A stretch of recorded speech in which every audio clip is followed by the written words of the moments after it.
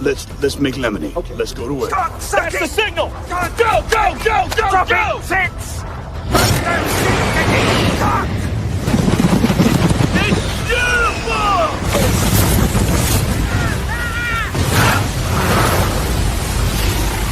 Mother Nature just pissed her pants, dude! Start your day with a jolt of energy and no-holds-barred opinions. This is The Rush, where Travis Justice and Ross Peterson bring you bold, unfiltered, and uncensored takes on sports, life, and everything in between.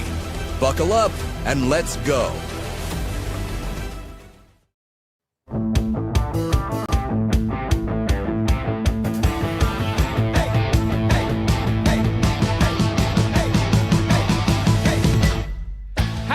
Everybody, welcome to the Rush Radio Show powered by Willis Automotive. Good to have you along on a Wednesday. If you're listening on the audio stream at therushradio.com, on our apps, or if you're watching on YouTube, thank you so much. Make sure to hit that subscribe button, give this video a like, start leaving your comments in the comments section, and of course, follow us on our social media channels. Ross Peterson, long time no see, man. Just long time no see. What's up, buddy? Good to see you yesterday. Good to be walking around with you. Nice to see people come up to you in person and say, damn, you look good, dude. Yeah, it is. It's a bit humbling when people go, man, you have lost a lot of weight. I just want to go, yeah, I was that fat. I was that fat. Yeah, you look good now. It's nothing in the rearview mirror. It's, yeah. I didn't even get, I introduced you to my friend Dylan, my service advisor there. Yes. At Willis. Dylan lost like 60 pounds in the last couple. Oh, yeah. And I said the same thing to him that you get. I walked up to him one day. I'm like, you look good. Are you healthy? And he's like, yeah, man, I get that a lot. Yep. Just started doing things right and looking good. And I got that the other day. I got a text from a mutual friend of ours. And he was like, hey, man, between us, I'll tell you who it was. It was Roland Raider. Roland Raider. Yeah, I know. Yeah, right? I know him on X. I don't think I've ever met Roland Raider, but yeah, had been lucky enough to get to know him. And he sent me a text. He's like, hey, man, is Travis? I know he looks good. He's like, he doesn't look unhealthy, but he's lost a lot of weight. Is he okay? I said, he's okay. He's doing good. I'm okay, just fine. We're going to spend a lot of, especially this first part this morning, talking about our event last night. Or it wasn't our event. It was the Willis event because so much to take in from last night. We missed Reverend Ray. Apparently, Reverend Ray was there last night. I wouldn't say we missed him. We didn't see him. We missed Christopher Mahary. He was there. We missed last night. Chris Conley was there. We didn't get to see him either. But met a lot of great people. I remember we were having some charcuterie over in the Land Rover and Volvo area, and we met Terry, who just came up and said, hey, can you help me with the app? So we took his phone. And you took his phone. I was no help at all. Is it weird as he was doing it? I finally said, "Here, just give me your phone," and I did. Is it weird to take somebody's phone and start downloading an app and doing it for him? The last time I did that at a wrestling tournament when we very first got started, Trav. I remember doing that for a guy. He came up, he's like, "Dude, help me out." And I actually, before we had the app, I just took his iPhone and loaded the Rush Radio page to his as an app. And of course, he's probably got sick of listening to us because that would shut down over time. He'd be listening to that, and if you went to go do something else with your phone, it would turn off. And that was what he wanted to do. So you got him fired up on the TuneIn app. You've done that, so. Nice. And the crazy thing about the TuneIn app, it's a free app, but it's one of those apps that says, hey, go premium and it's that first landing page. You have to figure out how to get off the landing page to get to the radio stations. All you do is start clicking buttons, and you'll eventually get to search radio stations. We do want to thank Jason Willis, who gave us both T-shirts. Ross and I were like coordinating as we were walking out of Willis Automotive. I go, which one are you wearing tomorrow? You go, I'm going to go with yellow. Here's the deal. This is why I'm wearing this one today, because I'm going to wear that one on Friday and be up on the island rocking the wave shirt. So everybody will know how cool we are. Everybody will know that we care about kids because we wear the T-shirt. This is a good T-shirt, man. It's sweet. It is soft. Well made, soft. I'm like, and I wasn't paying attention. I was walking around. I put it on this morning. I'm like, oh, this is a good T-shirt. It's a nice one. We're going to have Jason's wife on to talk because they got a new round of gear. They're all licensed now with the university, so we'll have Jason's wife on a little bit later on. But we saw so many cool cars yesterday at Willis Automotive. Two that really stand out. There was the Infiniti QX65. Like, it isn't a concept car, but it's not out on the road yet. And it was like this plum purple matte that had chains around it. And you're like, the Xfinity concept car. When you first said there were a couple of cars that jumped out of it, that honestly wasn't the first one that came to mind from yesterday.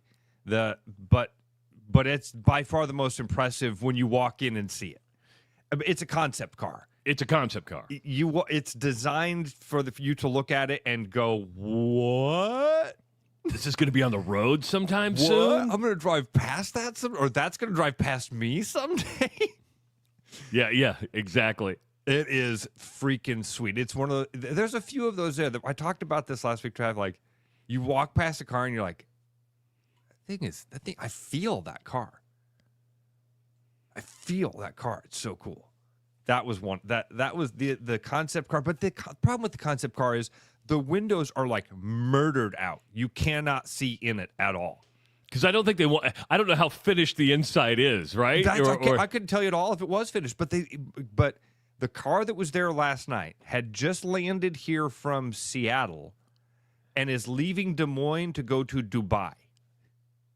That's how concept-y is. You get Des Moines to Dubai. I mean, that's pretty cool. What car stuck out to you the most? Because I know which one it was for me, and we'll get into my buying experience a little bit. But yeah, you laugh. Dude, I'm conflicted right now. I know you are. I get it. This is what. So anyway, the car that jumped out to me the most, the showroom that I did the show in yesterday. The Lexus showroom. They had two Lexus SUVs parked in there that were incredible. Now, one of them was, you looked at that, you're like, wow, I love that car. I said, hey, how much do you think that car is? And you said $100,000. It was a $60,000 car. Now it's still in their loaner loaner program. Tell that story, because that was a great story you did with Josh. So I'm like, Travis, what do you think this is? He's like, $100,000. I said, dude, that's a $60,000 car. But I turn into like sales mode guy, right? I'm like, I can get you into this car for $60,000 today. How about that? And I was going to buy, man. I was like, here we go, let's go. He's sending pictures to his wife. I got a fish on the line here, boys. I got a hot one. So I go to Josh. Now, Josh is not the sales manager, but I treated him as such. Josh is their marketing guy. And I went up to him. I said, hey, I got to talk to you about commission structure. I just sold a car over here. How's this work for me to get paid on the deal? And Josh goes, first lesson, got to figure out which cars you can sell. That one's not for sale. So this, again, Willis is an amazing place. You go get your car serviced. They're going to need it for a while to work on it. They're going to let you loan a car. What kind of car are you going to get? A car that Travis just thought was $100,000. Now, that's not every car that they loan out is this, but they have this program where the cars sit in that program then for a year, and then they can resell them. This GX, was it a GX 550? I think so, because I mean, it's so much different than what a normal Lexus looks like. It's kind of this. Think of a Jeep. I mean, it's just. What did you compare think of it? It's a Toyota Land Cruiser. It's a Land Cruiser with Lexus finishes. It's badass. Yes. Yeah, that was the one that I liked the most. And then its brother that sat across the way that was $100,000 that had white leather interior. I have kids. No way. But I opened that car, and that's when you open it up, and it feels like the suitcase in Pulp Fiction. You know what I mean? Yeah, I know exactly what you mean. You hear the trumpets on high. The one that stuck out to me, and it's just worth looking at, only a handful of people can really afford it, but that's a part of a new car show. When you go to a car show, you're going to see stuff that you can afford, you can't afford. I can't afford this one. And it was the last one we looked at. It was that Cadillac EV. I go, we're going to go, and then we walk outside, and there's this Cadillac EV, and I'm like, oh, this is sweet. Oh, dude. And then we sat in it, and we're like, oh, this is beautiful. Beautiful. What was the price tag on it? $149,000. It had some great interior. And the interior thing, remember when I go to the lady, she goes, I don't like the brown. I go, what do you mean you don't like the brown? The brown classic, that makes it like a classic. That's right. There was a lady there. She's like, I don't like that brown interior. I'm with you. That it was like a classic brown leather. Yeah. And I'm like, what do you mean you don't like the brown? No, I got to go black or white. I'm like, are you kidding me? That cheapens the car. The brown leather is where you go. But, food all over the place. We had great food. Yeah. Tyler asked about that before we get to your buying experience. I haven't bought. Again, I had a fish on the line, guys. I thought I'm going to get a commission out of this deal. I'm going to get my beak wet. Watch this. Didn't happen. Here's the deal. Now I understand the car buying experience, why they don't want you to get off the lot. Because I had a 2-hour drive to mentally go through this in my head. And Ross knows this. If my wife would have been with me last night, we would have drove home with a new car. I found a car that I want. I don't know if I need, but I want. There's a difference between want and need, right? And don't make fun of me because it has a pretty hefty price tag. But there was Ross and I were just walking through a service area, and they'd stuck some cars in there. And I looked at the price tag. I'm like, you've got to be kidding me. And it was a Land Rover Defender. And it was a 2025 with 8,000 miles on it. It would be one of those program cars that they use to shuffle people in and out. And I'm texting my wife, and I'm asking questions. You know, that's probably the deepest I've gone on a car in a long time. And I'm like, I got to buy this car.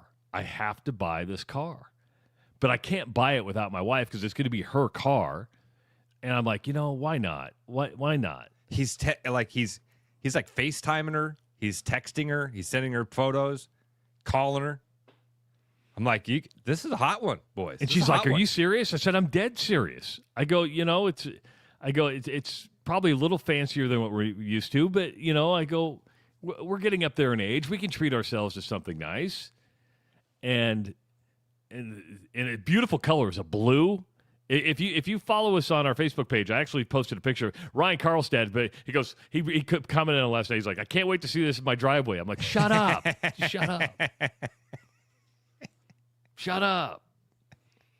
So I've got some decisions to make. I love it, but it's one of those things where you start doing the math on the way home. And I'm working trade-ins. Math for you? It didn't math very well for me. Okay. All right. Well, Willis is going to have something for you. I know. Oh, absolutely. There's so much out there, and just a great time. I want to thank Josh and Jason for inviting us out. I know everybody was invited, but they invited us out. You got to do the show there yesterday. It was a blast. It's a great place, man. It really is. I'm glad you got to see more of what is offered out there and available. And like we were talking about how it's such a cool event. If you didn't go out there, what you miss out on is being able to see all of the things that Willis does provide. It is not just about trying to sell you a Land Rover and a Cadillac. It's not just about the $60,000 cars that blow your socks off. They also have a used car lot. They also have service departments that can service any vehicle, by the way. You don't have to have bought your car from Willis. But, man, if you need a Volvo mechanic in Des Moines, they've got the best. That was an interesting conversation, too, Trav. The conversation we had with Jason about technicians.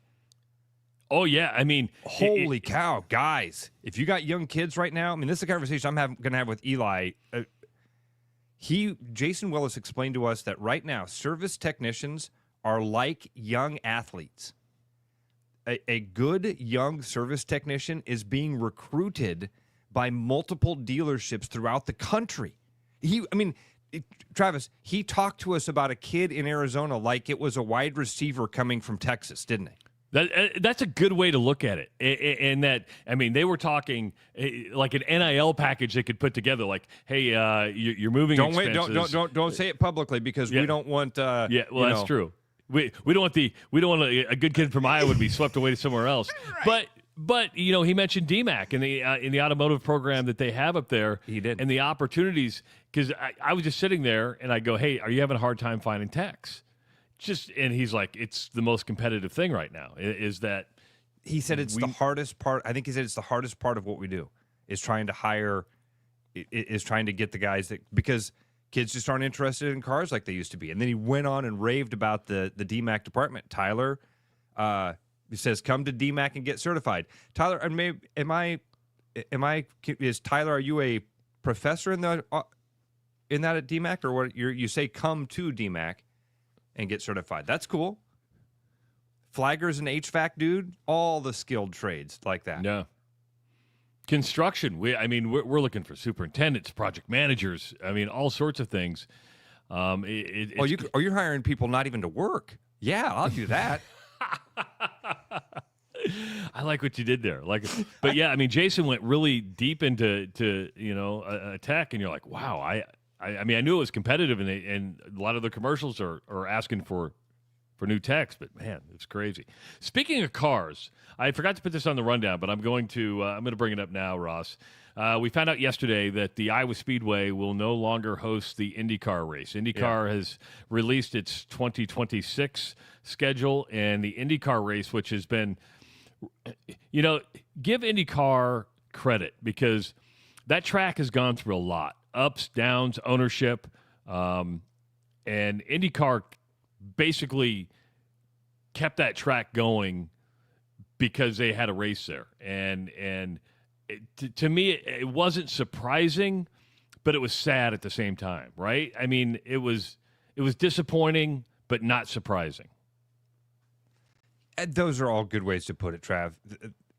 A big thank you to IndyCar for continuing to be a part of the Iowa Speedway for a long time. There's no way you could watch what happened this last summer and think that it was moving in the right direction. And I don't know what the right answer is. I really don't. It's hard for me to understand how the auto racing fan world splits up. It's strange because racing fans are not racing fans. That's not a monolith. You have a very specific type of racing that you like. And there might be a few offshoots of that, but there's not many. It's odd. And so you would think, well, if you like guys going fast and turning left, ha, ha, ha. No. It's so big. I'm glad that IndyCar stuck around as long as they did. It's an awesome series and a lot of fun. It just doesn't have the grab here in the Midwest like NASCAR does or like sprint car racing does. Do you think and a lot of tracks have this, but in bigger markets, because I'm not going to compare Newton to Indianapolis, right, which has the IndyCar race and has the Brickyard 400. Do you think IndyCar said, you know what, NASCAR is coming back, there's a premium for tickets, people only have so much money to spend, we don't have a dog in this fight? And maybe that'd be this. I wonder if our friends at the Iowa Speedway would even peel the curtain back this far. Maybe they reached out and said, "Is there another weekend? Can we move ourselves away from IndyCar? But that probably doesn't work in the IndyCar schedule. No. The IndyCar schedule, they've got successful races that they're not going to move away from to try to throw another dart here since it wasn't working. How about this? Do you think it ever comes back? I think it's going to be hard as long as if NASCAR keeps coming back to Newton, which I think in the ideal world that's what you want. NASCAR owns the track. Oh, yeah. The Cup Series, outside of Formula One, I know Formula One's really big right now, but that's not built for Formula One. As long as NASCAR keeps racing at Iowa Speedway, I don't think IndyCar comes back. I don't know what the sales point would be. I just don't. Yeah. Unless let me give you a caveat to that. Okay. Unless a major sponsor came in and wanted to have a great weekend. When Hy-Vee backed out, and I get it, I'm not ripping Hy-Vee here, But when Hy-Vee backed out of its major sponsorship of that, where they had the big concerts and made it more of an entertainment weekend, it made a lot of sense. People said, okay, I can go to a concert and see a race, or I can go to a race and see a concert, depending how you were. But once you stopped taking away those other attractions, it became, well, do I want to watch IndyCar, or I've got NASCAR coming, and I think I want to watch the Cup cars because that's kind of new. This is what we've been waiting for. This is why Rusty Wallace built this track. Travis, like even mentioning Formula One, I think is where you is a great example of that thing we've talked about. There's levels to this shit. Look at the communities that Formula One goes to: Vegas, Miami, Monaco. Now, S. Williams writes in the chat, I wouldn't go across the street for F1. I'm kind of with him. I don't get this is going to be, you're going to hate me for this because you're going to say you're going to say you just haven't watched enough racing. When I watch Formula One, I just think I'm watching an IndyCar race. The cars look similar to me. And I know they're different, but but they look similar. There's no listen to a non-race fan and even to a very casual race fan, I don't think you could put those cars side by side and know the difference. So don't feel bad about that at all. Good. The levels thing I'm talking about is the community buy-in. To think about Formula One coming to Newton, Iowa. I mean, I think that right away your perspective should laugh at. That's a giggle factor. And then you realize, oh, wait, that's the level Formula One plays in. They're in this pool. They're not even in this pool. They're in this pool, the tiny little 0.5% at the top.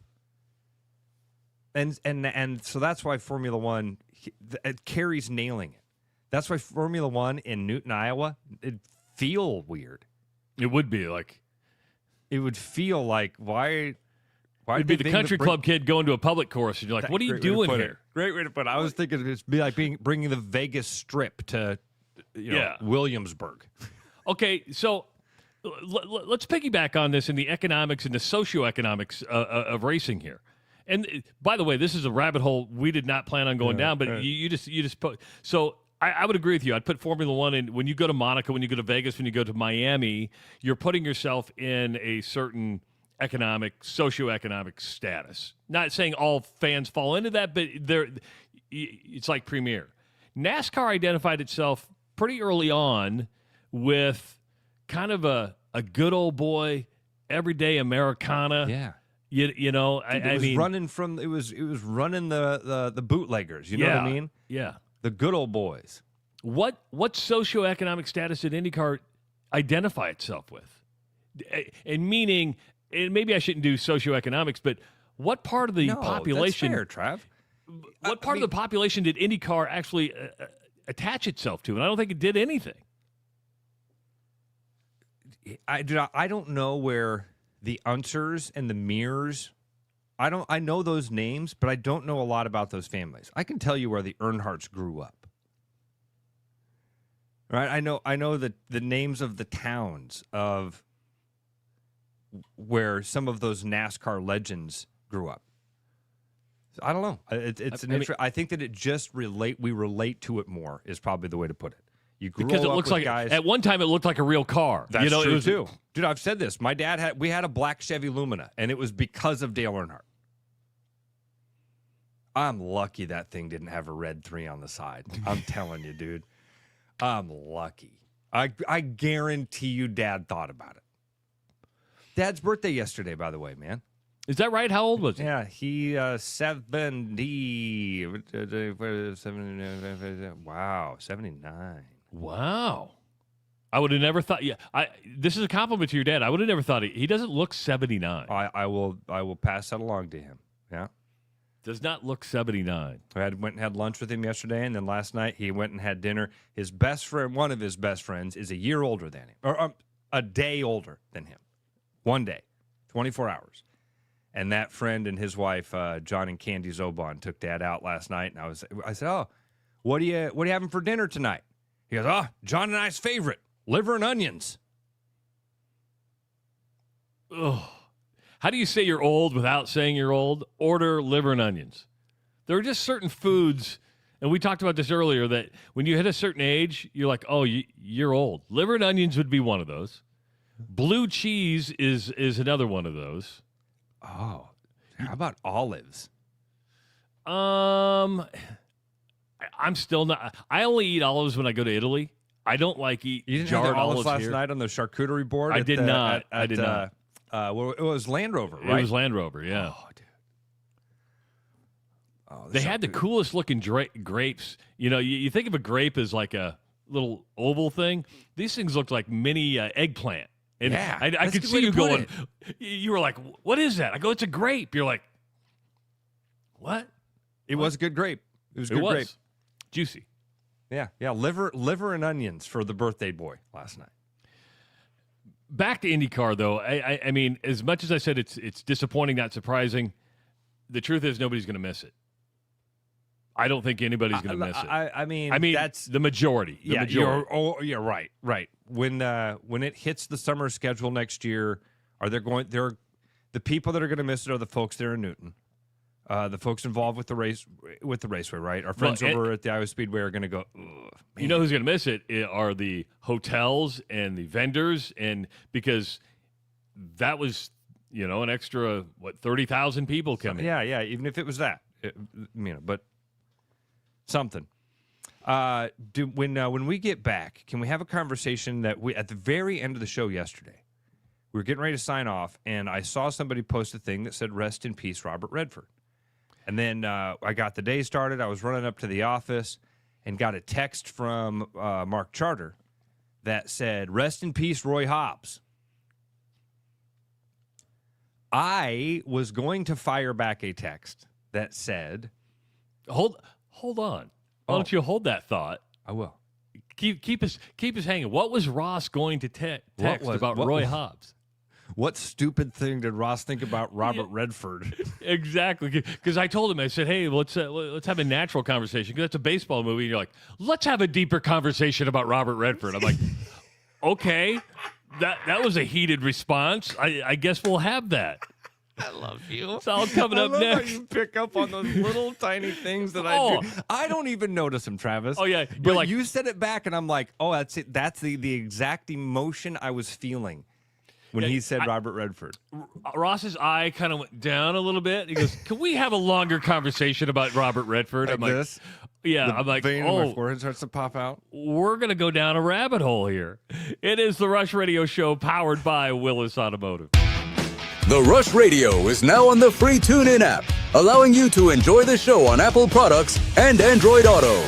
Download the free TuneIn app and search The Rush Radio to take Travis and Ross wherever you go.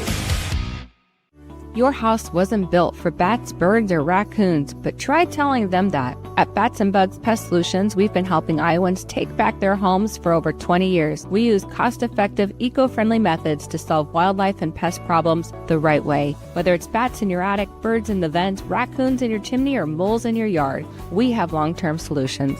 Call Bats and Bugs Pest Solutions today at 515-218-3400, and let's make sure your home doesn't become their home.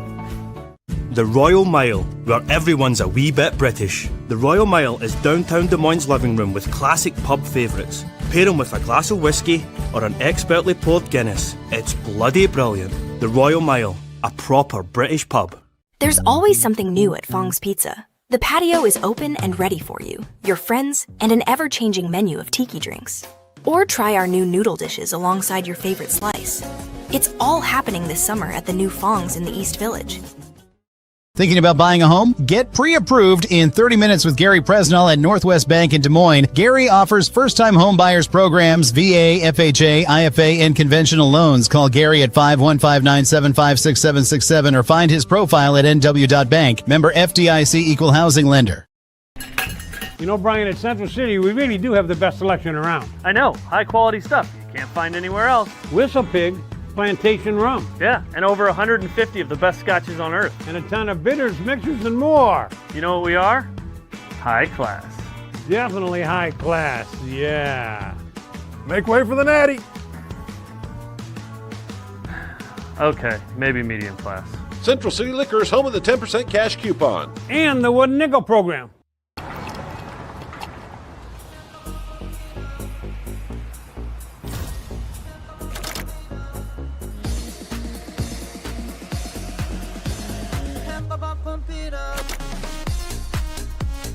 A fuel choice that even rivals can agree on? Now that's worth the hype. Cheaper, cleaner, and homegrown. Pump it up with Unleaded 88.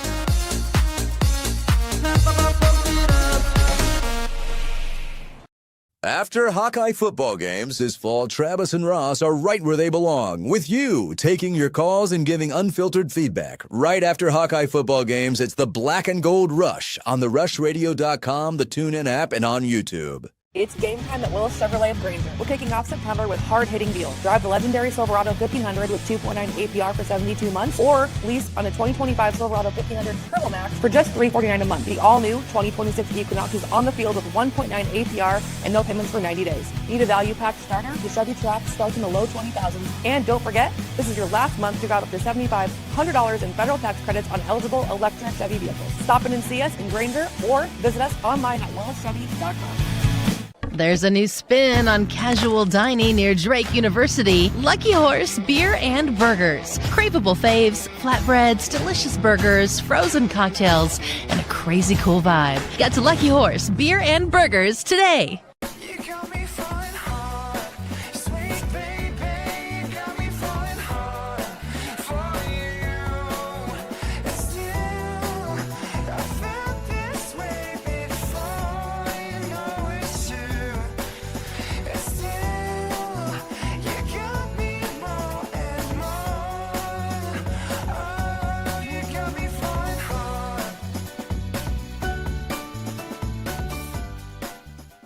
The best bread is made from scratch, freshly baked with locally sourced ingredients and love. At Big Sky Bakery, we take great pride in our delicious products. We know you'll enjoy them almost as much as we enjoy baking them. Find us at the downtown Des Moines Farmers Market every Saturday.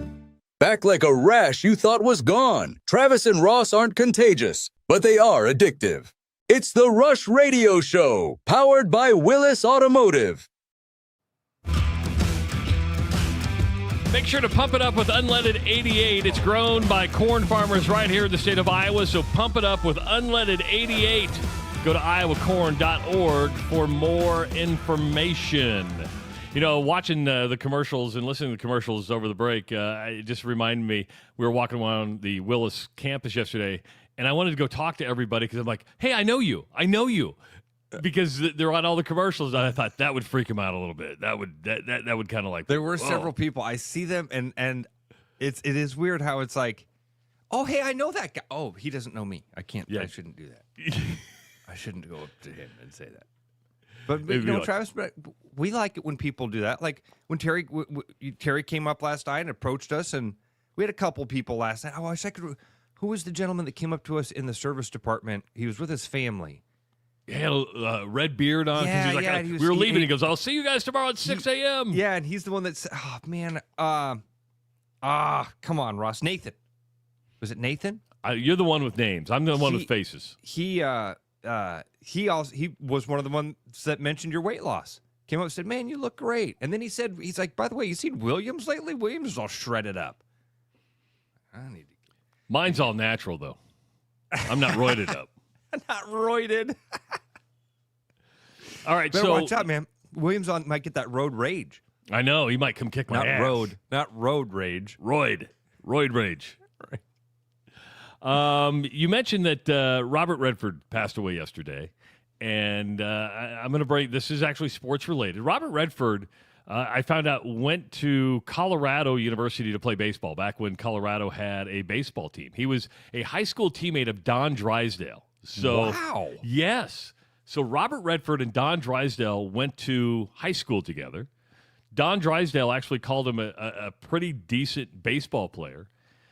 And he went to Colorado to play baseball, but he said he discovered drinking really fast in college and never actually got onto the team and quit the University of Colorado fairly quickly. His life worked out okay, being an actor. But one of the sports movies that a lot of us will know, because it was during a time when a lot of sports movies came out about baseball, and he was in The Natural. And when it comes to baseball movies, Ross, I never got sentimental about The Natural because it seemed fake to me. When you hit the cover off a ball, when you hit it into the lights, it wasn't, I don't know. I didn't fall for the corniness that, because it was right around, 8 Men Out. It was right around Field of Dreams. And you're like, The Natural. There's a few years of separation there. The Natural is Natural's the first one of those three. And Travis, I was 6 years old, 7 years old when the movie came out. So we saw it in different consciousnesses, but I liked The Natural. It was never my favorite one of those three movies. That would have been my third, but I understood it to kind of be a corny, hokey story about boy wonder, and I remember being really confused by the timeline of it all. You know what I mean? Wait, how'd the guy that got shot? I was always confused by the kind of that mystical aspect of the movie that they never that it takes you a while to understand. I like The Natural. That's when yesterday when news gets around that he passed away. Mark sent out a text that said Roy Hobbs passed away, and that was his character in The Natural. Yeah. And then that instantly, I was like, well, what? When I think of Robert Redford, what movie do I see Robert Redford in? What role do I picture Robert Redford in? For me, I see him as Brad Pitt's dad in A River Runs Through It. Remember, he was just the narrator of that. He wasn't, he was, I thought it was his brother who was the narrator. Tom Skerritt was his dad in A River Runs Through It. Yeah, totally different actor. Yeah, totally different guy. Robert Redford narrated it from He was never in the movie. No, he directed it. He's never standing in a river fly fishing. But for some reason, of all of the famous movies that Robert Redford is in, my brain goes to one that he was never in. But he narrated it, so you thought he was in it. Yeah, sure. Well, I want to get back to Robert Redford, but very quickly about that kind of making a mistake about having the wrong image in your head. Have you seen the Charlie Sheen documentary on Netflix? The wrong image happened to me this morning. Watch that today, please, because I want to talk to you about the Charlie Sheen documentary. But one of the crazy things that happens because there's so much crazy stuff in it, this one's going to fly under the radar. His third wife, they're talking to her about, how did you love Charlie when you were a little girl? And she's like, oh yeah, girls my age, who didn't love Dirty Dancing? The producer says, he wasn't in Dirty Dancing. And his ex-wife goes, oh. I married a guy that I thought was in my favorite movie. No wonder. Are they still married or divorced? I left it. Once you told me he was not in Dirty Dancing, I'm now leaving him. So I didn't feel so bad about again, you say Robert Redford to me, I don't see Roy Hobbs. I see a character he never played. Where's that image in my head? Where is that even from? I've got a mental image of Robert Redford, and you know who it is? It's this Tom Skerritt character, who is a totally different human being.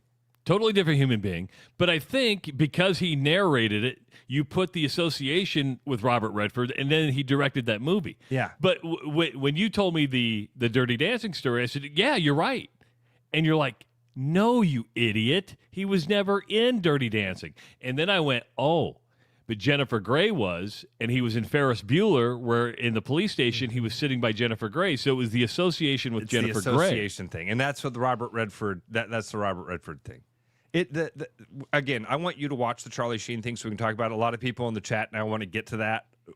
Give it time, folks. Let it smolder. Let it smolder, and we'll get to Trav. We'll get his take on it. So back to Robert Redford. So I end up calling Charter, and I'm like, because it's just more fun to have these conversations than to do it via text, right? I said, man, I'm thinking of the wrong thing here, aren't I?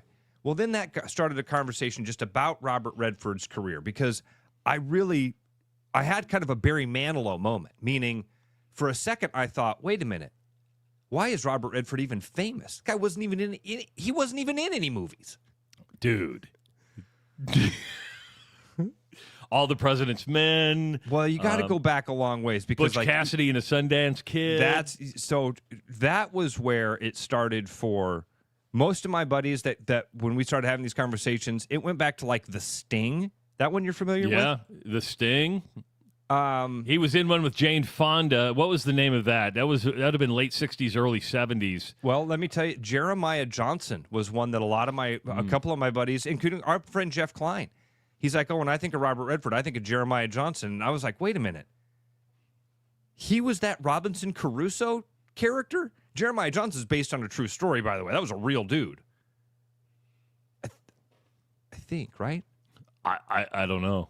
Do you know? I don't Jeremiah know if I've ever Johnson? watched. I don't know if I've ever watched Jeremiah Johnson. I'm gonna feel like an ass if I was Jeremiah Johnson a real dude? Jeremiah Johnson was based on a.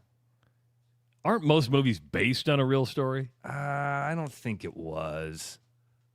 Based partly on the life of a legendary mountain man named John Jeremiah Johnson. Bam.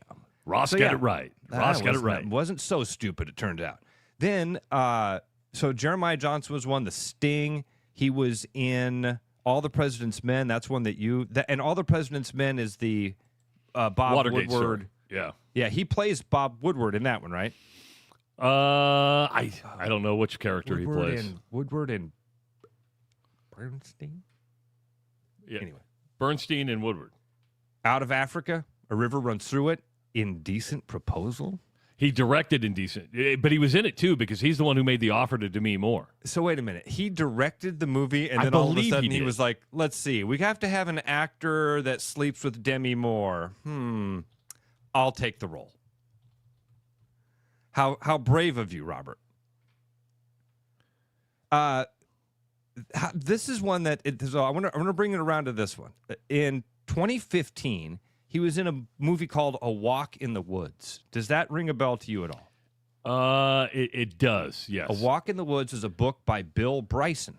Bryson they did the Appalachian Trail. Yeah. Probably Iowa's most famous author. Which is a high bar. We've had a lot of famous people. He was born and raised here in Des Moines. Bill Bryson, I think, went to Roosevelt High School, grew up right in this neighborhood, and then he's had multiple fantastic books. And one of them was A Walk in the Woods, where after living in Europe for like a decade, he comes back, and to reconnect with his family and friends, he walks the Appalachian Trail with them. Other than that, he was in Avengers Endgame. I don't remember that. Barefoot in the Park was the Jane Fonda movie I was thinking about. That was early in his career. It's actually a really good movie. I don't watch anything with Jane Fonda. Ryan's like, damn, you guys know your movies. We just have a lot of time on our hands is what it comes down to. We have a lot of time on our hands. I just had Stars as a kid, Ryan. My mom and dad wouldn't pay for HBO. Well, I didn't know we had HBO for a short period of time. On the free trial. And then your dad said, I'm not paying for this. Charlie is nailing it. A short history of nearly everything is a great book by Bill Bryson. And he actually has a 2.0, a part 2, a sequel to it. I thought you were going to take a shot at Robert Redford. No. Again, it started with the moment when I thought, oh wait, I've got the wrong guy. And I know who Robert Redford is. I want to be clear. I know who he is. But I really did think for a minute, like, holy cow, what movies was he even in then? And then that's when it took me down this rabbit hole. I was like, holy cow. He was really good. And then he's also the subject of one of my favorite Vin Scully quotes. Vin Scully used to talk about, Robert Redford had explained, he asked Robert Redford one time, why do you always wear a solid tie? He never wore a patterned tie, apparently. And Robert Redford told him, a stylist told me one time that I have such an attractive face that I should not wear clothes that detract the eye from my face. And then Vin Scully goes on to point out all of the different accoutrements that he wears on his suits. Oh, man. Yeah, it's, Robert Redford hung out in Omaha quite a bit. And that his son needed either like a liver or a kidney transplant. And so there's a big transplant center here in Omaha, and he was here quite a bit with his son. So, I didn't know, I didn't know he died till this morning. I sat down, I'm like, what was I doing yesterday? Oh, I was actually working, and I'm like, oh, Robert Redford died. And usually it's all over the websites, but it wasn't just everywhere that I could see. So it was sad. He was 89. A River Runs Through It might be one of my favorite films. For some reason, I relate to A River Runs Through It. The cinematography was spectacular on it. And then just the storyline, I for some reason, it connected with me a little bit. Caleb Johnson, we talked about it on Monday, had a major mishap in the Steelers game over the weekend. He let the kickoff go over his head. He didn't cover it, and it was a touchdown for the team they were playing against. I forget were they playing. They were playing Seattle. He got demoted, Ross. Mike Tomlin said, for the foreseeable future, Caleb Johnson is not going to be returning kicks for the Steelers. And it just got me to thinking how the NFL's different, man. The NFL there is no room for error. There is, when you're the star, when you're the premier player, you're willing to, maybe in college, high school, whatever, go, okay, it's a learning experience. The NFL, you screwed up. You have to earn our trust back. You have to you have to prove yourself in practice. You got to do this all over again to the point where we're not putting you back returning kicks until you prove it to us. And you're going to have a hard time proving it because, Travis, they've moved him to the third line on the depth chart as kick returner, and he's been the number 3 running back for a while. Dude, it's a cutthroat league, and everybody is a dude. Everybody out there can absolutely fly and wants the job, and they're hungry, and they're working every day to try to take that spot. And little mistakes like this, this is not a little mistake. This led to a touchdown and a huge momentum swing. Your quarterback threw a couple interceptions, and lost the game by 14. There's no excusing it. There's no, and by the way, the Steelers did what you have to do. You have to show that there are punishments for mental mistakes like this. And I think Caleb Johnson's going to be okay, but dude, I don't know enough about this league. I really don't. It's so easy for us as fans to get wrapped up in our guys. Yeah, in the colors, right? It's like we're rooting for that laundry, man, and we get blinded by it. And Caleb Johnson's how is this guy not the starting running back for the Pittsburgh Steelers? Did they not watch him run for the Hawkeyes last year? He wore the same colors. I mean, he was an automatic fit for the Steelers. Did they not see how good he was against Northwestern?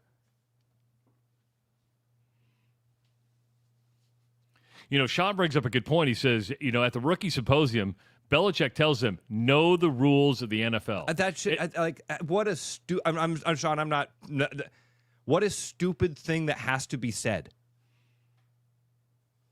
Travis, we were talking about umpiring yesterday, and it got my brain. After we got off the air, I was thinking about that whole process and doing that. And, I was such a little kid. And I mean physical stature. I was tiny. Not like I am today. You're ripped. Look at it. Look at those chest muscles on you, man. You're ripped. I was a tiny little dude, man. But I loved baseball so much. I just engrossed myself in the rules. I loved it so much. I loved being that kid. I knew every little nuance. When the rule book came out, I only had to read the rule changes at the front of the book. And I loved it. I loved it. But guys that were good at baseball, they didn't need to know all the nooks and crannies. Well, you say it's a stupid thing to say, that you have to say, but a lot of these players, their attitude is like, all I do is play the game. That's what I was getting at. I'm so sorry. That's what I was getting at, is that the guys that are truly gifted at it, they don't need to know all that stuff. And they don't, quite frankly, they don't want to know it. Clouds the way. I'll read the playbook. I'll know what hole to go through. I'll know where I need to shift. Know the rules. Dude, have you heard the Boomer Esiason, or no, the Phil Simms, Lawrence Taylor story? So Phil Simms was on, did TV for a long time, and one day Lawrence Taylor is getting ready to come in. And the guy's like, hey, before LT gets here, tell us some funny stories about Lawrence Taylor. And Phil Simms says, he didn't know the teams. He didn't know who we were playing. And they're like, what? And he's like, he doesn't know the teams in the league. They're like, what? And pretty soon LT comes in. Phil Simms gets up. They're dabbing each other up. They're hugging. And they're, how you been? Good to see you, man. They start reminiscing. They're telling stories. And in the middle of a story, Lawrence Taylor says, Phil, we were down in New Orleans. What's that team down in New Orleans that we played? And Phil says, the Saints. And he goes, yeah, we were playing against the Saints. What? A Hall of Famer doesn't know the name of the team in New Orleans? Because his one job was he didn't care who they were playing. His one job is, I'm getting paid to play football, and I need to go tackle that guy. Whatever color he's wearing, I don't care. It's not it's not my color, and he has the ball. Hurt him. That's it. He didn't know the freaking names of the teams. And you hear that as a fan, and you're like, what do you mean? Yeah. I can name every NBA team. I can name every NFL team. I can name every Major League Baseball team. How do you not know the names? I just don't care, right? Because think about it. If he doesn't know the name of the team in New Orleans, he doesn't know the divisions. He doesn't know the AFC and the NFC. He didn't. Nothing. That's for you nerds. What he does know how to do is sack Play quarterbacks. the game that we love. Play the game that we love. That thing was going through my head yesterday when after we got here, I was thinking about that umpiring days and how much fun I had doing that, but how weird that had to have been for those parents. I look like I was 9. Strike! And they're just sitting there feeling sorry for you. Oh, that's the kid that can't play. That's the kid that can't play. Isn't it neat so how that little kid, he's got to be like special needs, right? Isn't he's that so skinny? Isn't that kid, the kid that looks like Oliver? He's over there. He's so passionate. Kid that looks like Oliver. Oh, from the Christmas Carol. Yeah, or what was the other movie where I thought his name was Oliver, but no, the kid in the football. Lucas. Yeah. He looks like Lucas. Kid that looks like Lucas. And you look like Oliver. And not Charlie Sheen Lucas. No. Man. But, it goes back to, I was talking about Danny Woodhead the other day, how he was doing a video with Matt Rule, how in the NFL it is cutthroat. They don't care at all about what you did, meaning they look at Caleb Johnson, they go, we don't care what you did in college. We only care what you do in the moment and in the future. That's all that matters. Your job depends on it. When you have a roster size of, 52? We're here to win football games. This isn't a developmental league. This isn't a learning league. It doesn't matter if you're a rookie or a 10-year guy. If you screw up, you're getting benched. Truth is, you're a portion of the way through your rookie year already, and guess what happens next year? A whole slew of new dudes plop onto the scene. And they want your job. And you're the low-hanging fruit right now to come grab. You're the third-string kick returner and the third-string running back. Now there's no time but now to start moving the train in the right direction. Big mistake. That was a big mistake. You mentioned watch the Charlie Sheen. I started when I got home last night. I started watching the Rise and Fall of Brett Favre on Netflix. Again, I'm rabbit holing here. Like everything, Brett Favre,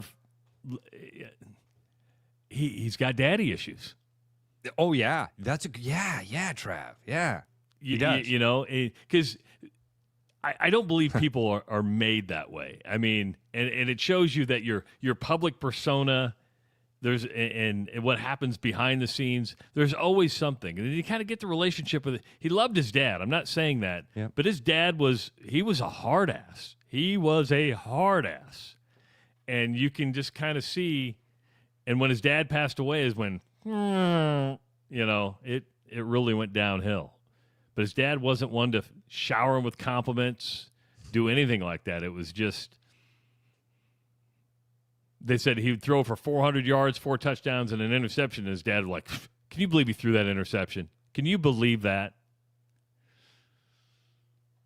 Yeah, it's sad. It really is. Brett Favre is I don't want to make Brett Favre the victim in any of this because the documentary is a Brett Favre documentary, okay? Without Brett Favre in it. But it is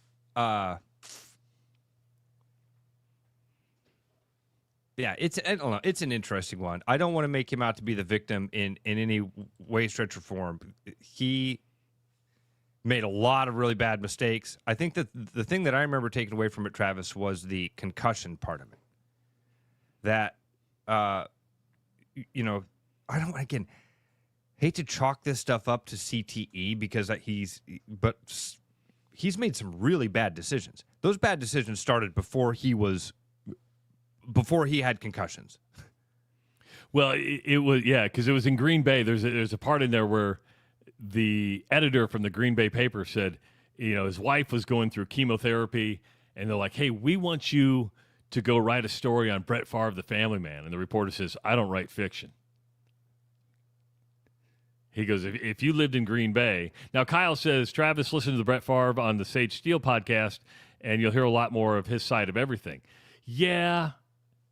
There's two sides to every story. I get it. Two sides for every pancake, man. You're exactly right.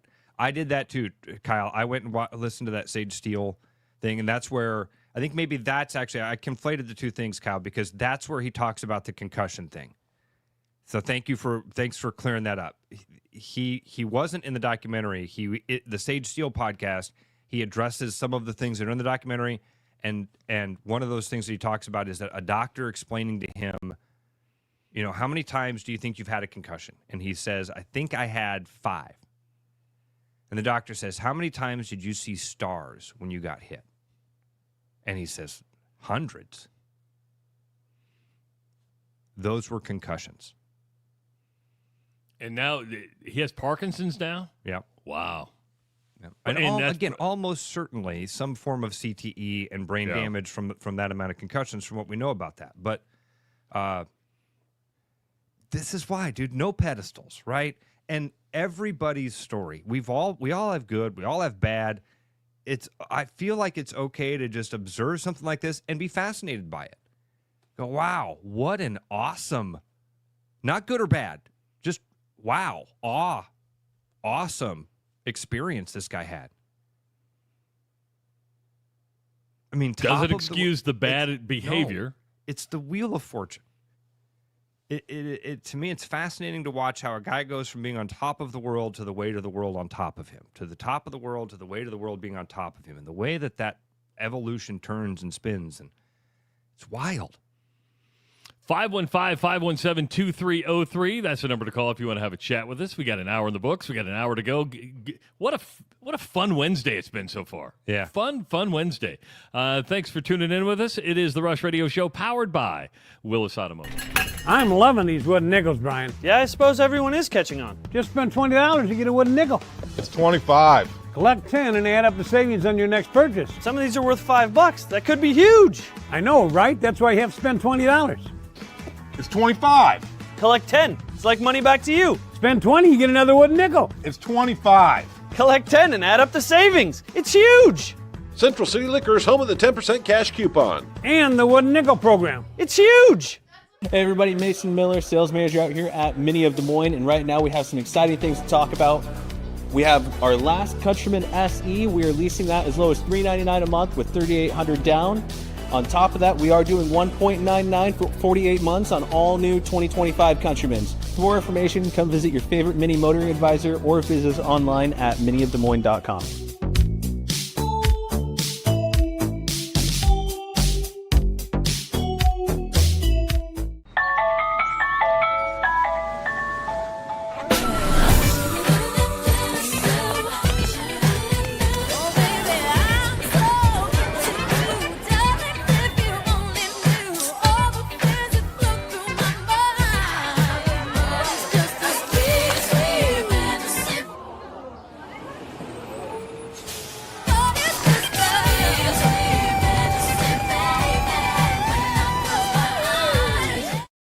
After Hawkeye football games this fall, Travis and Ross are right where they belong, with you taking your calls and giving unfiltered feedback. Right after Hawkeye football games, it's the Black and Gold Rush on the rushradio.com, the TuneIn app, and on YouTube. Missing a quality home-cooked meal? You know, the kind Mom used to make? Lucky for you, we found her recipe book. Welcome to the High Life. Welcome to the Champagne of Bars.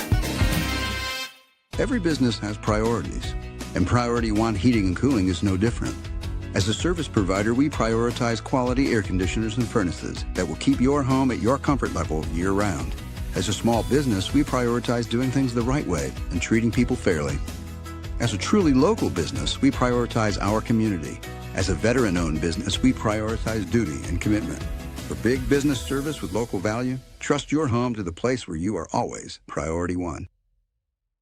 Hi, my name is John Linares with Willis Lexus, and September is one of my favorite months. I would like to personally invite you to our Willis Automotive new car show on Tuesday, September 16th from 4:45 until 7:30 p.m. It'll be a fun night with friends, food, and beverages. Leading up to the car show, we've specially priced our vehicles for our new car show, and Lexus is supporting us with great low lease rates. For example, a $449 lease rate with $49.99 due at signing on ES. Stop on out or visit us online at willislexus.com. Rush, strong opinions, weak filters, and just enough sense to stay on the air. It's the Rush Radio Show, powered by Willis Automotive.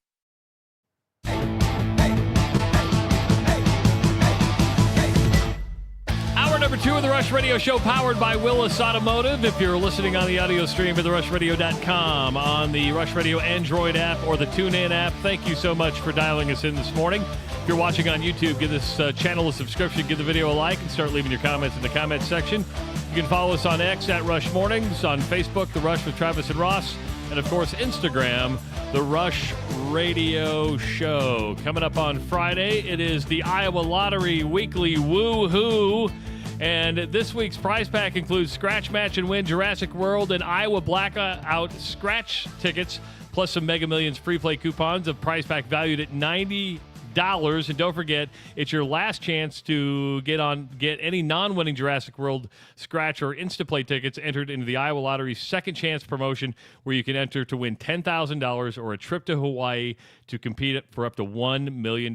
Just check it out at iowalottery.com for details. And if you're not a VIP, sign up for free today at iowalottery.com/VIP. You ever see those videos on the internet, Travis, where the screen is split? And it's like one person is talking, but then the other side, it's like woodworking. You know what I'm talking about? Yeah. And like your eyes are watching the woodworking, but you're listening to some guy give a lecture on the other side. You know what I'm talking about? Yeah, I know. Yeah, it's like a demonstration video type thing. No. The audio has nothing to do with the video. They're completely. Okay. And sometimes when you're doing those reads, I feel like I should be doing something like that. Like I should be over here peeling an orange. That would actually be a cool demonstration, because Ross has this uncanny talent of being able to peel an orange by keeping the peel 100% intact. One peel, then I can put the peel back together, make it look like a fake orange, and pull a prank on you. It's the type of shenanigans you're in for when you hang out with me. We found out yesterday, of course, Iowa would go to play Friday night against Rutgers in New Jersey, and Kamari Moulton will be back in the lineup for the Iowa Hawkeyes. He's missed the last 2 games with an injury. However, the injury bug continues to hit the Iowa Hawkeyes, Ross, as Xavier Williams will be out, and he's scheduled to miss a couple games with an injury himself. Iowa is in a really lucky situation in that it has probably the most depth at skill positions at running back. I mean, so you lose Williams, which is tough. You get Moulton back, which is good. And you still have Jazz Peterson and others back there. Right. It's like we've talked about. Man, it's a stable. They're going to be fine at running back. That doesn't concern me too much. I mean, the fact that there's kind of an injury bug that floats around that room, I don't even know if I want to say it that way. I mean, listen, we had that conversation we had And I'm going to forget the doctor's name from DMOS, the foot doctor we have. Dr. Paul Butler. Butler, thank you so much. With that conversation we had with Dr. Butler, hey, baby. Morning. Good, go get him. That conversation, I wanted to talk about running backs with him because, man, all of those things that can happen with your foot and just your knee, all of the stuff. It's amazing that running backs are able to stay healthy over the course of several games or a season. Well, I think that's why, the running back life in the National Football League is so low. Yeah. It used to, you don't see guys like Emmitt Smith and Franco Harris and those guys who last forever anymore. I mean, to his credit, Derrick Henry's been around a long time. That's true. But that guy's built different, too. Probably helps when you're the biggest guy on the field.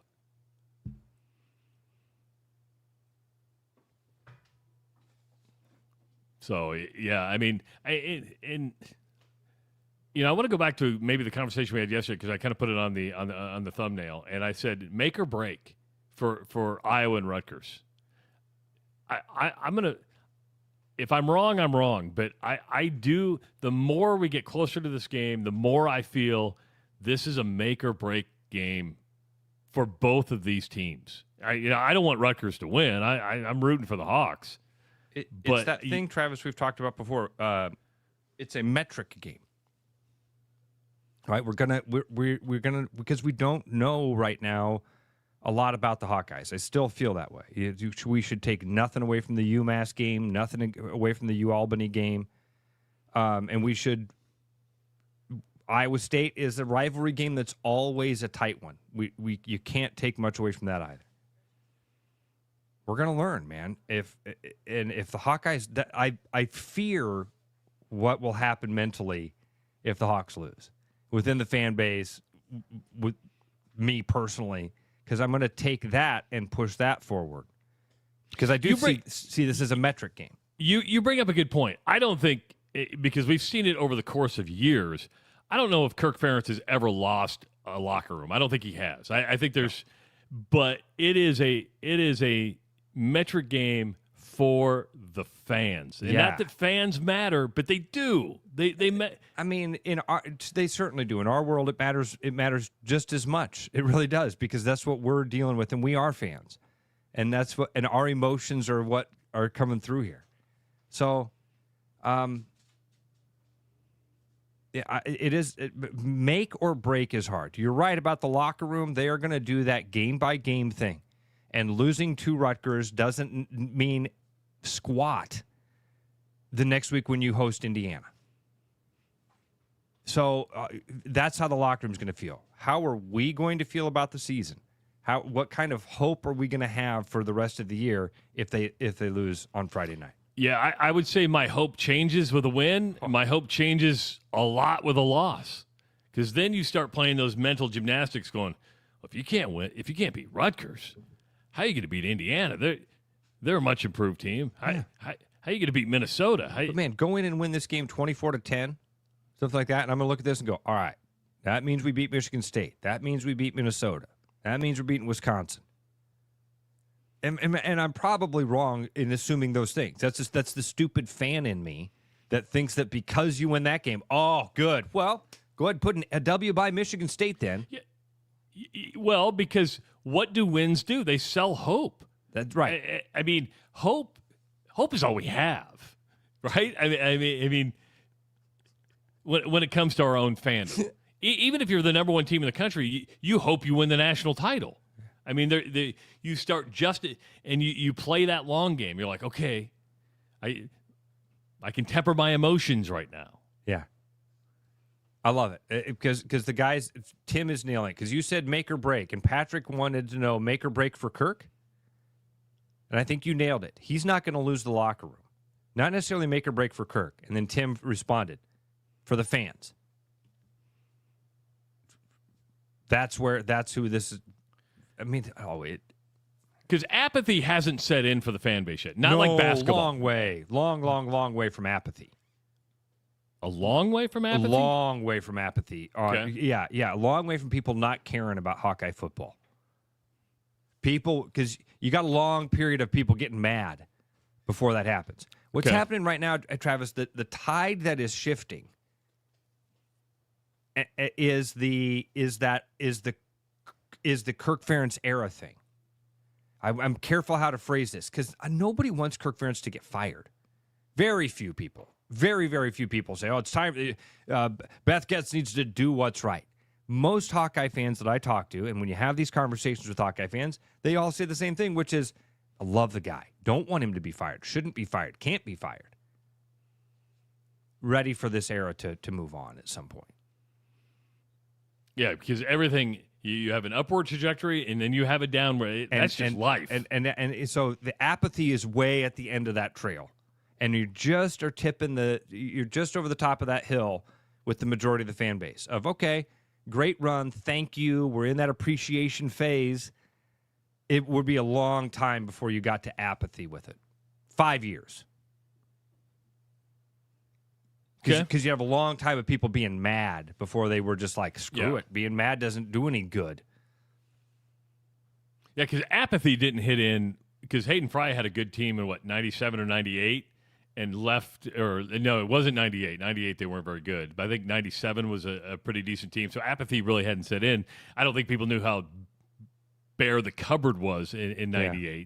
And then, of course, 99 and 2000, it was still pretty bare as well. But, I look at this game, and it's just – and we'll talk more about it tomorrow. We'll obviously talk a lot about it on Friday. Don't forget, we've got the Black and Gold Rush. It's going to be a late show because the game kicks off late, but Ross and I are going to be here for 2 hours. He's going to be in Canada. Are you packed? Dude, the only thing that's not packed is the studio.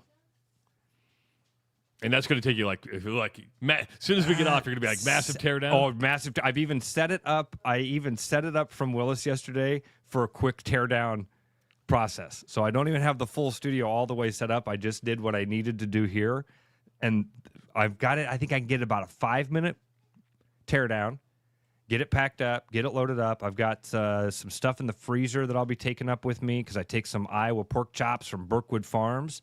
So stopped at Birkwood yesterday and got me some bone-in chops and some brats. You know, I know you got to declare the alcohol and the tobacco when you go across the line. Are they picky about the food you bring across the line? They ask about it, but with the amount I take and for the reason I'm taking for it, the reason I'm taking for it, the reason for my bringing it, that they don't ever question it because they know that we're going up there to go camping. And I usually tell them I'm just taking the frozen pork chops for that, and they're good with it. As long as it's not, I think it's like raw poultry that they're worried about or something. I don't know. So you talk to the Mountie, you go, I'm coming with some Iowa pork, I'm leaving with some Canadian fish. Basically. Yeah, but you don't, I swear to God, Travis, you don't even joke with them like that. I'm not kidding, dude. You don't, it is yes, sir, no, sir, yes, ma'am, no, ma'am. What do you do for a living? Can I ask a stupid question? Yeah, fire away. Because you were in Canada earlier this summer. Yeah. You came back home with a lot of fish. Are you allotted so much fish on each trip or per year? Okay. On each trip. So if you wanted to, you could drive it back and forth every day and go, I'm just going fishing today, come back with the same. I mean, so you could do that? Yeah, but I mean, really, there'd be no point in doing that because you basically have the same limits wherever you are. Okay. So if you lived in northern Minnesota, I just didn't know if the fish tasted better on the Canada side. You can taste the freedom on the American side. You can absolutely, man. Those fish, they've been living the life. You taste that. It's like wild rice. We talked about make or break for Iowa. Is it make or break for Arch Manning? He was booed at home by his own fan base last week.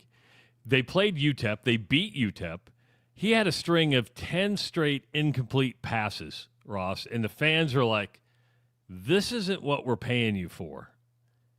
And the more guys, A, the Manning name, B, the way he was recruited, and then C, the expectations, and people are like, this ain't what we're paying for. You're at a 55% completion rate right now. You have 6 TDs and 3 interceptions. Is it make or break for Arch Manning? Wow. Probably not yet. Who do they have this week? You said, Trav? Oh, I don't even know who they have this week. I think it's a powder puff. They don't start SEC play yet, I don't think. Let's see. Getting to it right now. They have. You're right. Do they host Sam Houston? And then they are at Florida on October 4th. So they've got a bye week coming up after this. So no, hold on. What if you don't play great against Sam Houston? Yeah, if you throw for 142 yards and you're still at a 55% completion rate. Do you realize what you just did? Did you do that on purpose? What? No. I was being dead serious. Did I do something funny? Yeah, you did do something funny. Do you realize that a 55% completion percentage and 145 yards against Sam Houston would be a great day for an Iowa quarterback? I'm not kidding. We would be like, hey, look, the offense actually threw the ball down the field. They threw for 140 yards against Sam Houston. You just use that as a stat line that could get one of the best quarterbacks in the country to lose his job. Sit in that for just a second. That the stat line that would cost one of the best recruits in recent memory his job is a stat line against the same team. If a Hawkeye quarterback did that against UAlbany or UMass, we would have said, hey, okay, we did it. This weekend we just did it. Had a quarterback I don't know if we'd be happy with the completion rate, but because you want to be up in that in this you want to be in the 60s. What was Gronowski's completion percentage this weekend? Oh, it was higher than 55, wasn't it? No, much 16 higher? To 24, yeah. 16 to what, 24? So that's in the 12, 60s. And that's in the 75% range, Yeah. I guess. Yeah. Okay. No, that's 66%. I'll take 66%. Okay. All right. You see my point there. I see your point. That's funny. That's an ironic thing that a stat line that I agree with you. If he doesn't do well against Sam Houston at home, night game, Travis is going to be a rowdy crowd. They might kind of be out for blood a little bit. Because fans are vicious. Dude, we love knocking people down. But you can only build him up so much. I mean, the kid's been built up. He had nowhere else to go but down. Right? I mean, not saying it's fair. When you reach the peak, there's only place you can go down. And he reached the peak without even playing a game. Or based on limited action last year. Favorite to win the Heisman Trophy. He's no longer the favorite to win the Heisman Trophy. John Mateer at Oklahoma is now the favorite to win the Heisman Trophy. The interesting part would be Rocco Beck's going to continue to climb that ladder. I would agree with you. I don't disagree with you on that. The problem with Iowa State this week is they're off. So when you're out of sight, you're out of mind, right? Good point. You're right. You're not going to talk about it. It would be interesting to be, when you're an athletic director. No, we don't know because we've never been athletic directors. Fire away. But that realization where you're like, oh, we got to make a change. Where it starts creeping into your head. Yeah. You wonder if Steve Sarkisian and the coaches are they're looking at tape going, do we got to make a change? So they know this would be a good conversation maybe tomorrow for Coach Stepsis, or if we can get like one of the coaches that's my gut says, Travis, that you believe in this kid so much. Look at Kirk Ferentz. Look at how slow Kirk Ferentz is to make a change, especially at quarterback. Once you make that decision and you go, all right, this is the guy I believe in. It's really difficult for guys to change their mind. This won't apply to you at all, but I'm going to talk to a lot of our listeners right now that play fantasy football. If you're in a fantasy football league, you know that most of the guys in your league, that they're resistant to making big trades. When you draft a guy, when you draft a first-round player, man, there's something in your brain goes, that's my dude. That's my guy. I don't know how or why, but it does. And you're resistant to make that change. And every week when you go to do your starting lineup, you go, my guy, my first-round pick guy. Well, what if he's not doing well? He's my guy. That's fantasy football. This is real life. There's a human being attached with. There's a relationship. You made that decision based on hours of watching practice and deciding who the best guy was. And then you go out there and things don't go good against the other guys that are trying to beat you. It's real hard to go, I think our better option is the kid that I think is worse. I don't think Steve Sarkisian, I don't think they're doing that yet. What I think they're doing is, what do we got to do to make sure that Arch is the right guy? We have to prove to everybody that we were right and that Arch is the right guy, and here's how we got to do that. We got to fix this thing. So let's play the other side of it. If he throws for 140 and 55% completion percentage, it's going to be an uh-oh game. What happens if on Saturday Arch goes out and throws for 560 yards and is 29 of 33 or something crazy? It'd be two things. About time. They're right. And then the second thing is, it was Sam Houston State. Yeah. I mean, dude, this is a no-win. It really is a no-win. It's about time, and, well, it was Sam Houston State. That's what I would do. It's kind of like us with Iowa. Albany and UMass. You're right. Okay? You're right, dude. That's exactly what's going to happen. So and that's why I go back to Friday's game going, okay, this is our metric game. Yeah. So real quickly for Texas also, Arch, again, has the bye week. Then they host Florida, or go to Florida, and then host Oklahoma on October 11th. So in a couple of weeks, we're going to know. And Sam Houston doesn't have the weight to be a metric, but Florida and Oklahoma on back-to-back weeks with Kentucky, Mississippi State, Vanderbilt, and Georgia coming up after that, we'll know. Give it time. We're about to find out. Yeah.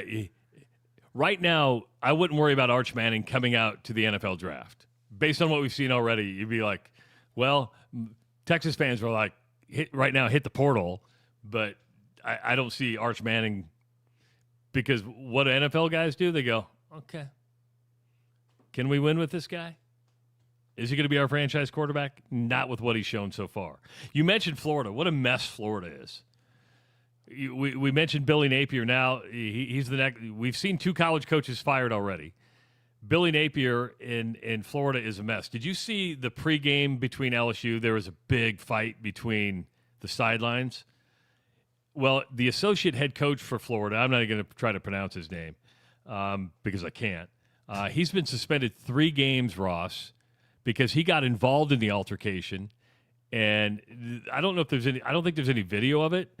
There's some video. I mean, you can't. It's hard to tell. It's a scrum of guys, but you probably saw the same video I did, right? Yeah. I mean, you see guys kind of like poking at each other and taking swipes, But when you get an associate head coach who engages with a student athlete from another team, that's a major problem. You're supposed to be the big. If you're an associate head coach, you've been a coach in college football for a while. You have enough experience to rise above that fray. You should. But I look at it and said, is that an indication of just the tension that's going on within the Florida locker room, which has lost 2 in a row now, lost to South Florida, has lost to LSU, and then what they have on deck is crazy. They got Miami this weekend. Then they have Texas. Then they have Texas A&M. 3 teams ranked in the top 10. You lose all 3 of those, and I don't know how Billy Napier would survive if you lost all 3 of those. That entire coaching staff. And maybe you might be on something there, Trav. I hadn't even thought about the bigger tensions there. I just looked at that more as a rivalry and a coach that kind of lost his cool. I think that's part of it, but you also have to look. There's a bigger thing at play there, I think. Yeah, that's fair. That's fair that they have to be looking at this and going, "Oh crap, we didn't make any hay while the sun was shining, man. We had to get those 2 wins." Again, relating it back to Iowa and this Friday. When you do zoom out and look ahead, when you don't do that coach thing of like today, now, and you take a moment, you go, all right, what's ahead? You go, oh no, we haven't figured out our problems and we got this coming to town. Yeah, I think that probably is a factor in it. do they get that? It's like we were just talking about how, with Arch, and with the Hawkeyes, you take the opponent into account, right? And you go, well, you can't. Does he get saved at all by? No, because the expectation in Florida is you should be competing for national titles. Yep. It's all about meeting those expectations. Yeah. I mean, I would say in most cases, this is no disrespect, and it's actually kind of a compliment, backhanded as it may be. Kirk Ferentz probably doesn't last 27 years at a school like Florida with his no. Because once you hit the plateau, they're like, no. Iowa, they're like, keep us clean, keep winning, keep going to bowl games, keep fans happy. That's all that matters. There are just certain programs, and there are some programs who shouldn't think this way, but there are, that you should just be competing for national titles all the time. And if you're not competing for national titles, it's we're going to move on. And at Florida, you don't lose to South Florida, and then you don't turn around and lose to LSU, Miami, Texas, and Texas A&M back to back to back to back to back. The expectation there is, and everybody's expectations are different. Yeah, but at Florida, it's win now, win big. And then when Steve Spurrier doesn't help when he criticizes the Florida offense, I mean, some guys are just classic, aren't they? They are. Spurrier's one of them. Spurrier's just one of those, like, human middle fingers, it feels like sometimes. Doesn't care. He's always had that ego. Never has. Yeah, always had that ego or, like, confidence, whatever you want to call it, man. He's always had that thing of, like, I'm just going to do my thing and be good I'm at the old it. ball coach. That's what I am. The old ball coach. That's right. But in my lifetime, one of the first greatest of all times. Because now it's Nick Saban. But for a while, it was Lou Holtz. And then it was, you know what I mean? It changes. But for a minute, Steve Spurrier was the GOAT. He was like, oh, this guy's the greatest college football coach of all time. He was innovative. He had Danny Werfel. Well, are you kidding? Danny Werfel. But, I mean, can you imagine if Nick Saban came out and criticized Kalen DeBoer? It would be over for Kalen DeBoer, right? I don't know if Steve Spurrier still has that much clout, but there is a part of that Florida fan base. That's Steve Spurrier. He's the one that got us on the map. True. He still carries that weight. Probably more so than if Urban Meyer were to criticize Florida. Even though Urban Meyer won 2 national titles there, I don't think they look at Urban Meyer like they look at Steve Spurrier. 515-517-2303. We'll take a break, continue the show. We come back on the Rush Radio Show, powered by Willis Automotive. The Rush Radio is now on the free TuneIn app, allowing you to enjoy the show on Apple products and Android Auto. Download the free TuneIn app and search The Rush Radio to take Travis and Ross wherever you go. You've got enough on your plate, so when it's time to reset, grab a Fresca. Bold citrus, zero sugar, zero caffeine. Just clean, crisp refreshment that never goes out of style, whether it's post-work, post-gym, or just a break from the noise. Fresca's got your back. Pick up a Fresca at your local retailer today. Your house wasn't built for bats, birds, or raccoons, but try telling them that. At Bats and Bugs Pest Solutions, we've been helping Iowans take back their homes for over 20 years. We use cost-effective, eco-friendly methods to solve wildlife and pest problems the right way. Whether it's bats in your attic, birds in the vent, raccoons in your chimney, or moles in your yard, we have long-term solutions. Call Bats and Bugs Pest Solutions today at 515-218-3400, and let's make sure your home doesn't become their home. At Midwest Landscapes and Hardscapes, we know that the only way to do business is the fair way. That means honest quotes, no surprises, and work that speaks for itself. From the first sketch to the final sweep, we keep you in the loop because communication builds trust, and trust builds beautiful spaces. Midwest Landscapes and Hardscapes, fair, skilled, thorough. Just the way it should be.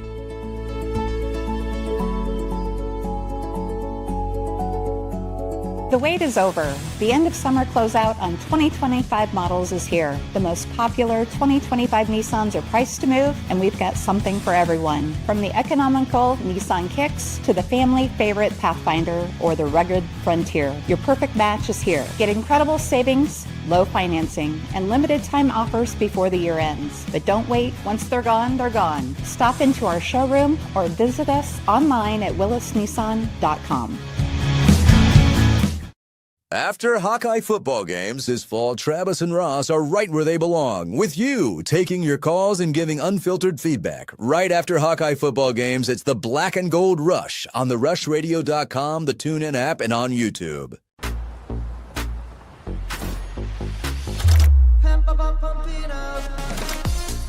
A fuel choice that even rivals can agree on? Now that's worth the hype. Pump it up with Unleaded 88.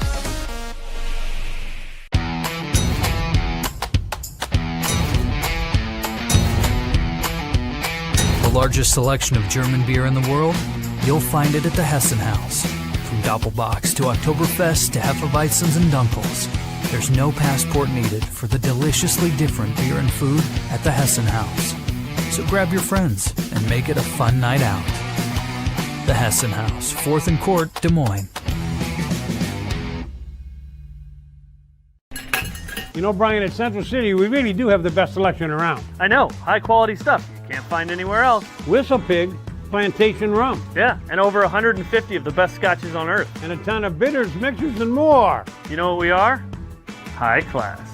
Definitely high class, yeah. Make way for the natty. Okay, maybe medium class. Central City Liquor is home of the 10% cash coupon. And the Wooden Nickel program.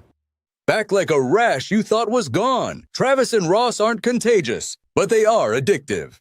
It's the Rush Radio Show, powered by Willis Automotive.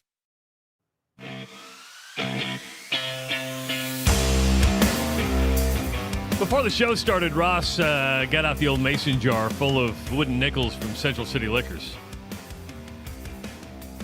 All we're looking at right there is just free Cash, liquor. baby. Cash right. money. Cash right there. Duax, you ready? You ready for me to come cash in? He's like, I've been wondering where all my damn wooden nickels are. I've been hoarding them, baby. Are they branded or they just say 25 cents on them? No, they're all. So remember, if you listen to the commercials, some of them actually are worth 50 cents. Is that right? Yeah. Some of them say right there's one right there worth 50. See that 50 cents? But most of them are They worth look homemade. They're like, we're not gonna get. Yeah. They are. They're stamped. They're all unique. Every one of them, the stamp is a little bit different. Got the Central City logo on one side, how much it's worth on the other. And you know why they do that? And I'm just making this up in my head. They make them themselves because they're able to keep their costs down and keep your liquor cheaper. Because if they were to order those out, it would be like, well, we're overpaying for a wooden nickel. Let's just get a stamp and cut some circles. That way we can offer better prices on alcohol. Bam. You taking any Central City liquor up to Canada? Taking a couple of bottles, actually. Is that right? Yeah. Taking a bottle of our Knob Creek. Gonna take that with us. A bottle of port. A bottle of mulberry gin from Revelton. And a bottle of wine. Oh, because you got the women with you. You bring the bottle of wine because you got the women with you. Dude, and I got this port that I think is fantastic. But port's not for everybody, man. It's not for everybody. It's a heavy 20% thick. Anyway, love it. Syrup. Can't wait, man. Can't wait. Brian just texted and said, would you bring those things back so he doesn't have to make any more? See? Is that what he said? He did. He just I'm so sorry, Brian. Bring them back. He goes, I don't want to bring those bastards back. I'm so sorry, dude. Here's the true story. So getting Eli ready to take over and take the truck, right? And I cleaned out my Ford Ranger. Dude, that 99 Ford Ranger has probably been to Central City 50 times. And when I went to clean out, I only had like 4 or 5. I swear to God, Brian. I had and they were more like souvenirs. I had like 9 of those things in the truck. I was like, oh, I kept finding them. I'm like, oh, geez, they're everywhere. So I will. Not today because I'm racing out of town. But I promise, Brian, they'll get back to you. So Ross is going to be doing the show from Canada tomorrow. He's got the Starlink ready to go. Test it tonight when you get there, just to make sure that the internet hooks up. Well, yeah. I mean, I feel like we're in good shape because I did it in a couple different spots on the island in June, so I feel like we're okay and we've got a pretty good system set up. But I'm just saying it hasn't been fired up since you were in Canada last time. Oh, it hasn't. No. Oh, wow. Okay. Yeah, hasn't been fired up. All right. Now I've been paying the bill, so you should be good to go with the bill. We've still got Mike McCree has told me many times, hey, I would sponsor the Starlink. Just mentioned commercial real estate agent Mike McCree. There you go. He just got 2 free mentions, and we're not even taking his money. Oh man, I didn't watch the game last night, but I think it's worth discussing. And that is the Indiana Fever won their first playoff game since 2016 last night, and which is significant. And I like the way the WNBA switched its playoff. They went because last year, remember when they made the playoffs, they had to go to Connecticut and play twice. Well, they lost right away. Now they're doing a 1-1-1 for that first round, which makes sense. You're at least guaranteed a home game. They won their first playoff game since 2016. And again, I didn't watch the game because I haven't watched since Caitlin Clark went out. But Caitlin Clark and Sophie Cunningham apparently kind of stole the show because they're the rah-rah cheerleaders now. They're the hype people because they're out for the season. But Ross, what Stephanie White has been able to do, they've not lost just Sophie Cunningham and Caitlin Clark. They've lost 2 other players for an entire season. Bonner left in the middle of the season because she wasn't happy there. With most teams, that would be devastating. The fact that she finished 6th, won a playoff game, that's a hell of a coaching job, right? I mean, I don't know any other league where you lose 4 players to season-ending injuries, and you have to go to the emergency waiver wire to go get players and go, oh, we need to sign you on a hardship that you get to the playoffs. But it also kind of shows.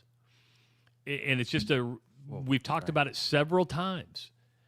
Caitlin Clark's the most marketable. She's not the best in the league.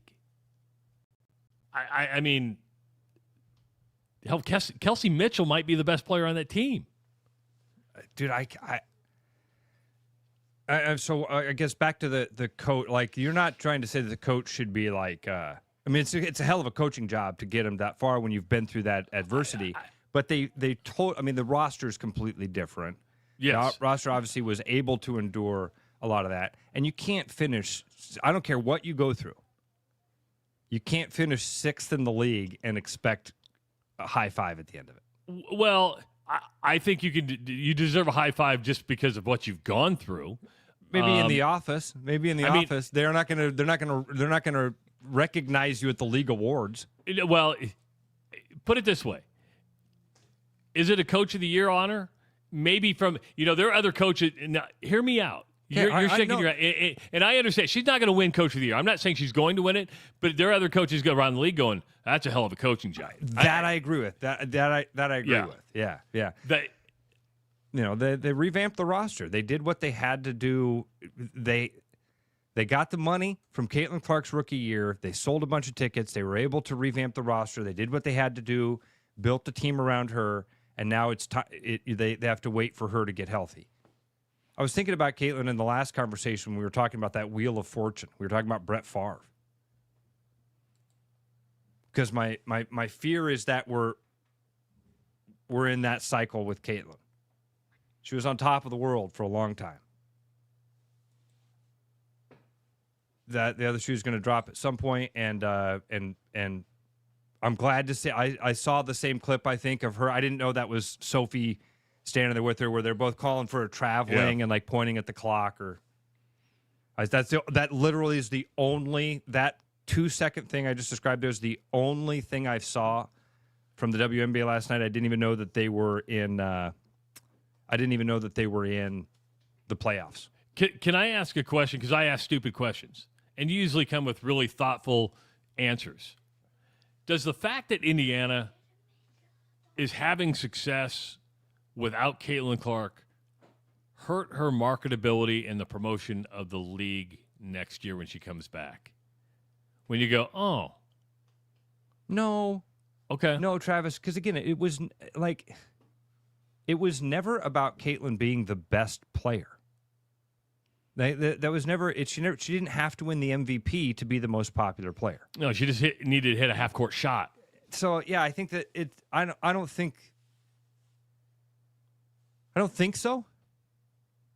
You know where my brain's going there, though, right? It's like, you're able to win without her. Maybe you're not as good as what we think. I don't know. Dude. But she's a marketing machine. She's a basketball player first, but she's a marketing machine second. Maybe I 1A. Well, that's an important A-B classification, and we're seeing it. Like I've said, man, she is a marketing machine as long as she's hitting basketball shots. If you haven't seen if you haven't felt it wane here in these last couple of weeks or months, I certainly have. I'm a lot more further removed from it. I'm not. I don't really pay attention that much. I'm kind of just feeling it on the outside, and I'm telling you, as a person that's watching it from the outside, something has changed. I'm not saying that people now hate Caitlin Clark or that she's gonna. I'm just saying, out of sight, out of mind. I haven't thought about the WNBA, dude, and I'm kind of with you. I got home last night. I happened to turn on ESPN. It was on. I saw the tail end of it, and then read about it this morning. I'm with you. I really, and when the season started, you were getting sick of me. You were. I could almost feel your pain every day when I'd come on and talk about it. You're like, would you just stop? Well, the key word there was every day. That was the key word there. I don't apologize for it because I don't think it's something that deserves to be apologized for.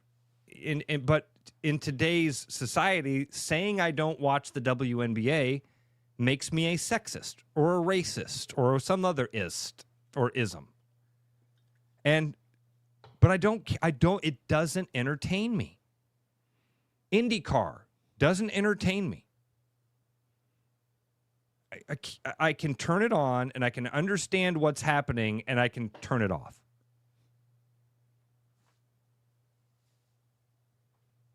I'm gonna throw this up here, and it's worth talking about. She's coming for their next season, and I know what you mean by that. My question is, how important is next season for Caitlin Clark? You miss the majority of this season to really come out and be that superstar. Is it important? It's again, that 1A, 1B thing of, she's a basketball player, a marketing machine. It's been real easy these last couple of years to conflate those two and go, man, she's a marketing machine. She doesn't even have to be the best player, and she sells all the stuff. A good example of that, and it's not an apples to apples comparison. At one point, Anna Kournikova was the marketing machine of tennis. Travis, yes. And it was not apples to apples because Anna Kournikova was obviously Anna Pornikova. That's why we called her that for a reason. And that wasn't fair to her because, but she was famous because of the sex appeal. She was 100%. Who's your golfer lady? Paige Spiranek? Yeah. She was the Paige Spiranek. Wasn't even that. She was decent at tennis. She was actually pretty good. She was a hell of a doubles player. She won better doubles player than a singles player. But once she was not able to perform at the singles level, her popularity dropped off considerably to where, like, okay, you were a marketing machine, but that's only going to take us so far. You need to win on top of that. Exactly right. And it didn't happen. And I think these are all fair comparisons. Travis, Danica Patrick. Danica Patrick, you're going to be the marketing machine. Now, she, again, got a lot of hate within the sport. People trying to put her into the, you have all these amazing radio calls of like, she's coming up behind you. In a way, I think that maybe the Danica Patrick thing, that's again, not apples to apples because Caitlin's had a lot more success than Danica did. I would agree. But has received the hate and is in that line of like, if you're not out there on the track making the turns, we can't sell it. Boy, Danica Patrick's a really good example. I mean, she was popular because, A, she had sex appeal to her. Still does. But she didn't break the gender barrier, but she was still a marketing machine. Yeah. But when she didn't win on NASCAR, she didn't win in Indy, you're like, okay, it's only going to take you so far. Dude, you know another one that we never doesn't get nearly enough love? Do you know the name Shauna Robinson? Yes. Was she a driver or was she a drag racer? Well, a little bit of both. Okay.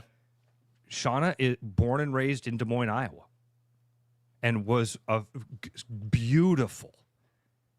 And raced in NASCAR, raced in the Daytona 500. One of 16 women ever to participate in the NASCAR Cup Series, one of 3 women to race in the Daytona 500. I thought she was actually the first one to do it. Born in 1964 in Des Moines, Iowa.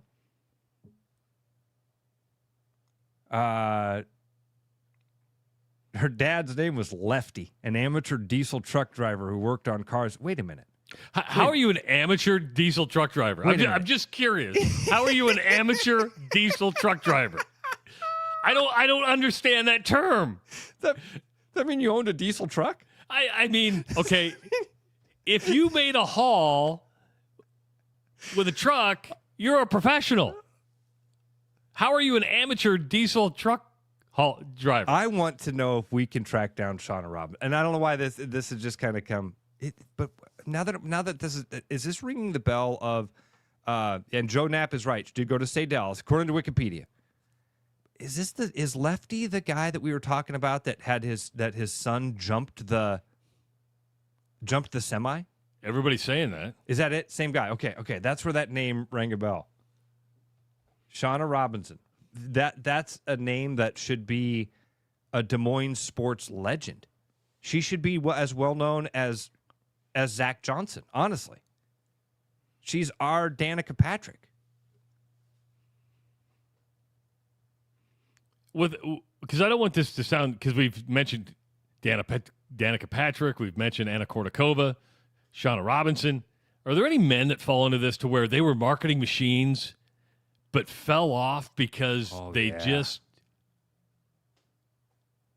Well, somebody wrote Bo Jackson earlier. I mean, Bo's not, I don't think that's fair. Bo was the real deal. He was a real deal. Bo just got injured. Oh, yeah. And I don't think Bo ever wanted the marketing machine thing. He was such a quiet, he had the stutter. Yeah.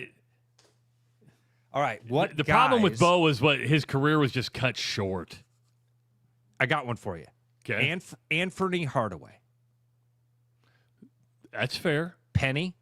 Really good. Never won the title, but man, he was everywhere for a minute. I mean, remember Little Penny? They had that was a huge marketing thing. Was that a Spike Lee thing? I feel like, yeah. Good ball player, great ball player, and had a hell of a run there with the Magic, but never won a title.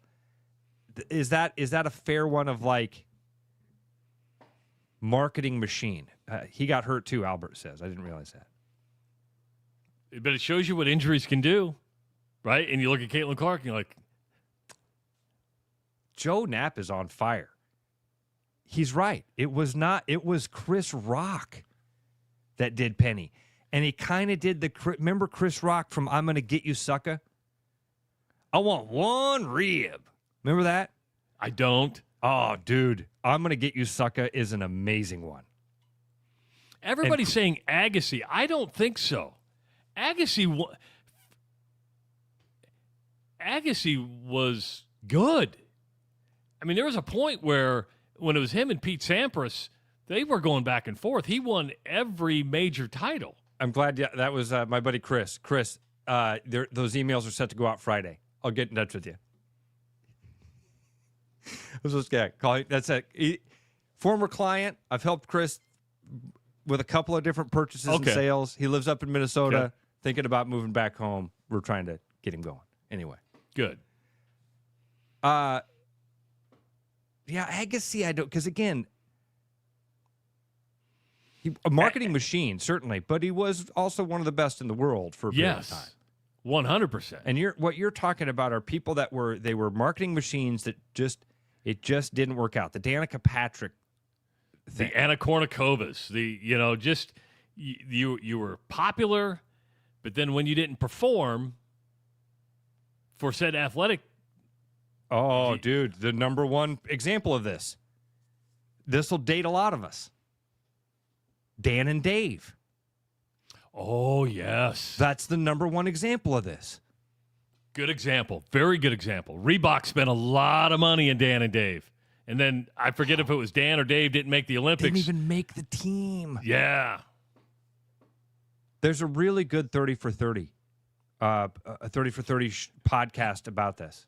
Albert says, Arch Manning, you might be, that might be one to pay attention to.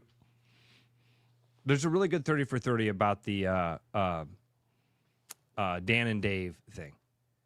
Goes through the whole process of it and all the way through the end of including Dave, who missed the Olympics in 92, ended up making the Olympic team in 96 because of Dan. Who saw he was struggling again. He was almost going to get cut again in the qualifier. And Dan was doing the play-by-play, saw that Dave was about to throw the wrong javelin on his last throw and got word to him to say, hey, change the javelin that you're going to throw to a different javelin. And it's a great story, but they're probably the best example of that. Like, the marketing machine gets out in front of the competition, and then the competition falls short. Couple good ones coming in. This is great. This is just great to refresh them. Brian Bosworth may be one of them. Oh, that's a good one. Yeah, the Boz. Bo Jackson ran over him. Because Boz coming out of Oklahoma, that was the Boz, and he kind of had that Agassi flair, with the mullet and everything. Dale Jr. maybe. His marketing machine was because he was riding the coattails of his dad. Yeah, true, but Dale is also his own guy. I love Dale Earnhardt Jr. I do. He's one of my favorite guys. His podcast is great. Yeah, he kind of has his own little personality thing, and I don't. And he also won. I mean, Dale had some success there. I wouldn't call him the best at any time, but he had success.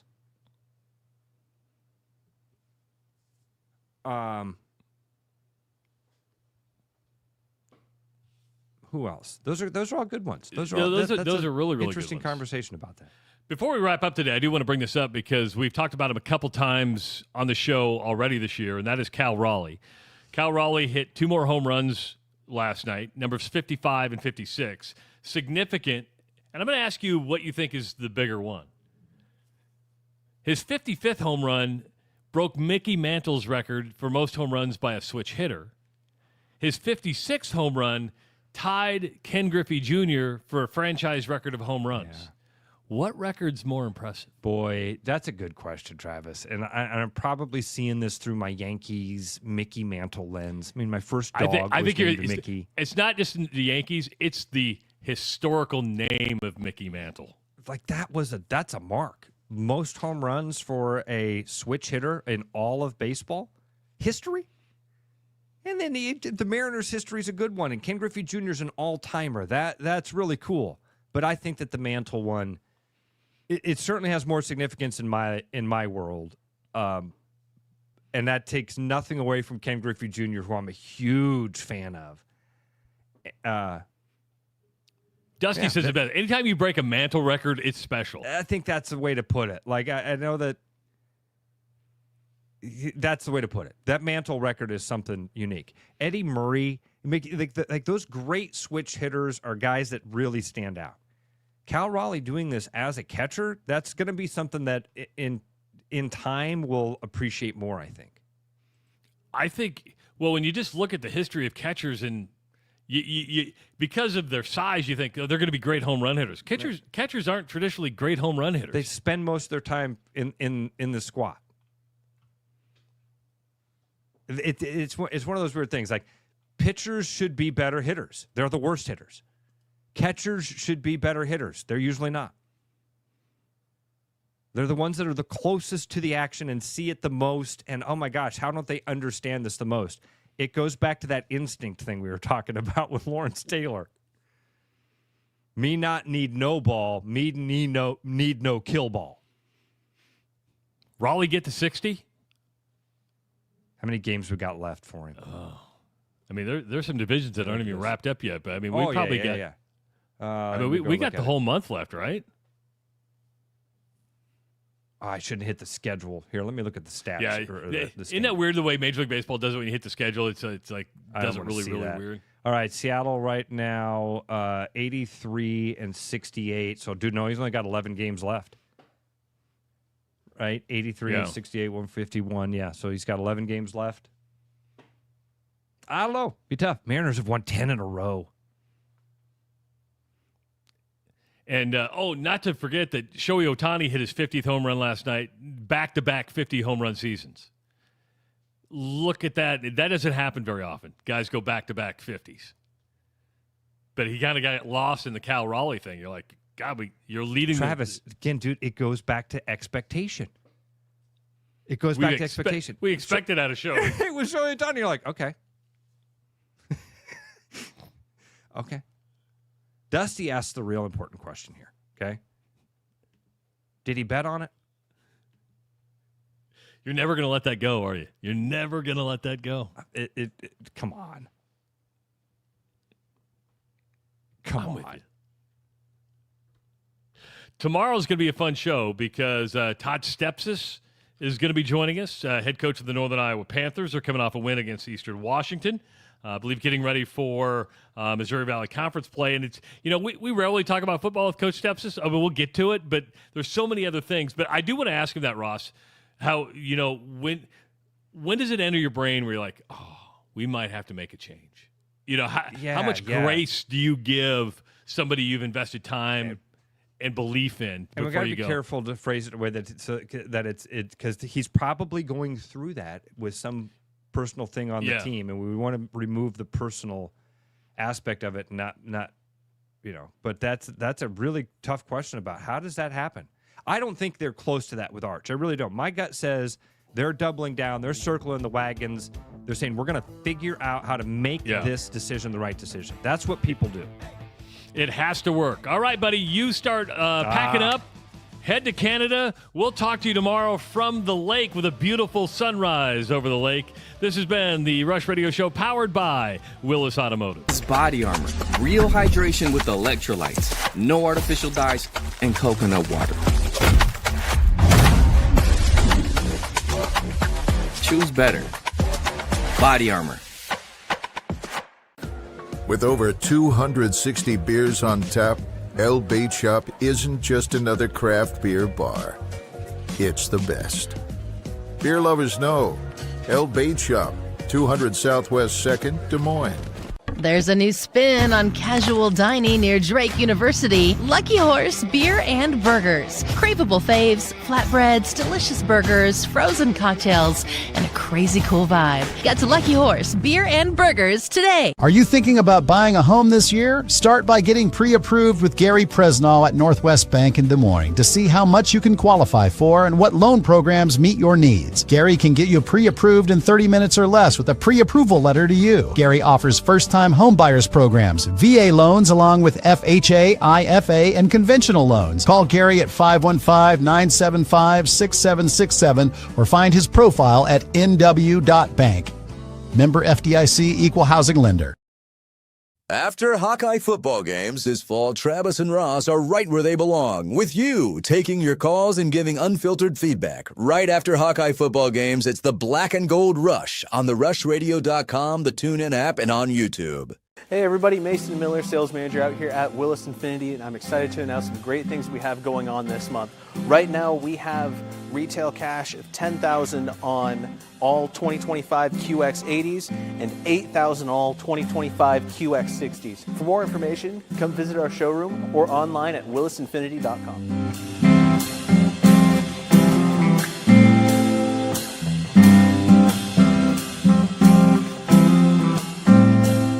Bread. bread is made from scratch, freshly baked with locally sourced ingredients and love. At Big Sky Bakery, we take great pride in our delicious products. We know you'll enjoy them almost as much as we enjoy baking. Looking for the perfect golf escape?